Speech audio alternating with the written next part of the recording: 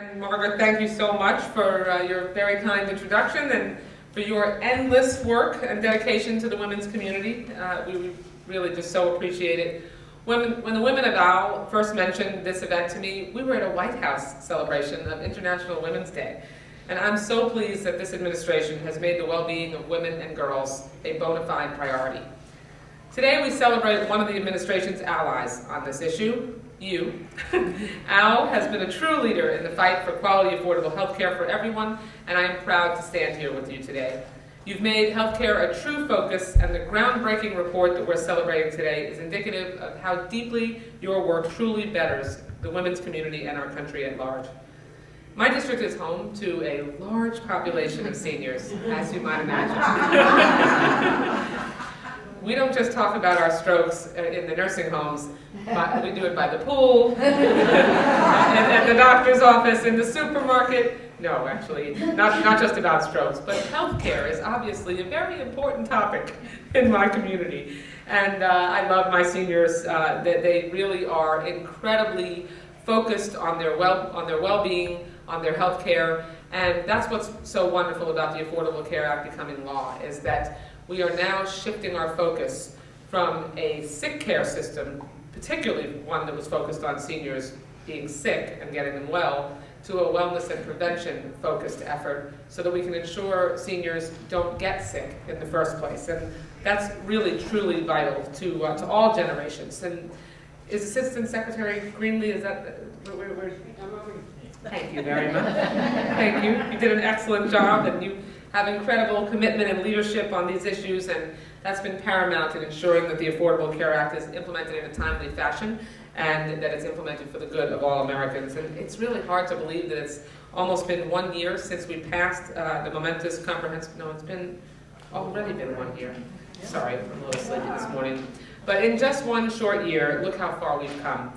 As you know, there are so many life-changing provisions that have gone into effect in the past year. Young adults can now stay on their parents' insurance until they're 26 years old. That saves thousands of dollars a year for so many families, and I can tell you that I actually get stopped in my district almost the most often thanking me for my support of the Affordable Care Act just for that provision. I mean, a woman stopped me in Publix a few weeks ago and just said, "Debbie, you saved me $3,000 last year because I was able to put my adult daughters back on my family's health insurance."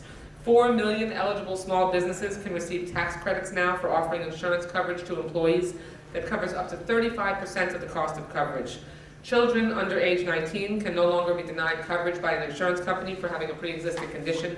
Insurance companies can no longer place lifetime limits on your coverage, which used to send hundreds of thousands of Americans into bankruptcy. Seniors who hit the Medicare Part D donut hole now receive a 50% discount on brand name drugs in the donut hole, and last year received a $250 check. And we'll begin over the next 10 years, or really 8 years now, fully closing that donut hole, saving seniors an average of $3,000 a year on their prescription drugs. Seniors also now have access to free annual wellness visits and pay nothing for important preventative screenings like mammograms and colonoscopies. And I'll tell you, when I speak to seniors in my district, which I do often, one of the things that they are the most responsive about, definitely the closing of the prescription drug donut hole, but one of the things that I always say is, don't you have the right to remain healthy, just like young people do? I mean, we've had wellness for for children from birth to age 17 for many, many years. Seniors are entitled to wellness and prevention care too, and now we've made it the law. So I think that's pretty awesome. Insurance companies can no longer drop patients from coverage simply because they get sick, and insurers must now also spend at least 80% of premiums covering medical services rather than administrative expenses, CEO salaries, or company profits. And they must publicly announce and justify any egregious rate hikes, a practice that they could once get away with scot-free. And thanks to OWL's advocacy, gender rating is a thing of the past, which is really, really important. So, we no longer we no longer have pre-existing condition counted just because you have ovaries. That was important. And these are the only provisions. These are only the provisions that have gone into effect so far. So I think we really have a lot to be proud of. The Affordable Care Act protects our nation's children, seniors, and families from arbitrary and painful insurance company abuses. Like I said, it turns our nation's sick care system into a health care system, putting a much-needed emphasis on wellness and prevention. And beyond these amazing advances for our nation's health, the Affordable Care Act is a vital investment in our country's economic health and our fiscal future. Our nation's policy decisions really must be a reflection not only of our economic future, but a statement of our central national values. And that's why it was appalling that just this week the Republican majority again insisted on voting on yet another series of bills that would defund the Affordable Care Act. We should be focusing on creating jobs and turning the economy around. That's what I hear about when I go home. There is nobody really who is sort of an average American that's not a member of the Tea Party that is clamoring for repeal of the health care reform legislation. Now, they may want modifications to it, and no legislation is perfect, but really, Americans' priorities are continuing to get our economy turned around, and we're hurting those who need our help in society the most by not making sure that that's our focus. At the end of the day, healthcare reform was successful for many reasons. Obviously, the dedication of our president, President Obama, a hardworking, committed Congress, and dedicated advocates like the Older Women's League.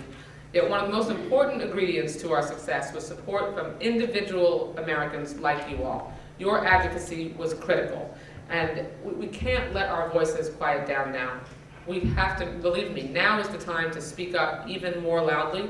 As Dr. King once said, all progress is perilous, and it's your health and your well-being as women. We have to speak up for ourselves. When I found a lump in my breast, my doctor gave me the option to wait it out because he thought I was probably too young to have breast cancer. No, I mean, and that happens to literally millions, thousands and thousands of young women are dismissed by their healthcare professional because they come in with a problem and they're told, oh, you're too young to have breast cancer. It's probably just a cyst. Just go home and come back in 6 months. And often when they come back, it's diagnosed at a later stage because cancer in young women is much more aggressive. But my doctor gave me choices, gave me options, and said, waiting is an option, but here are your other options too. And I was able to have that choice and use my voice to make that choice. But we have to make sure that all women have choices like that, rather than face a more advanced diagnosis and be left to their own devices. So I'm asking you to use not just your choices, but your voices for our daughters, for our granddaughters, and women across the country. By protecting healthcare reform, we can live up to the dream of liberty and justice for all of these women. And I see a few men too, so for you too, really. I know that I can count on all of you to continue in the fight.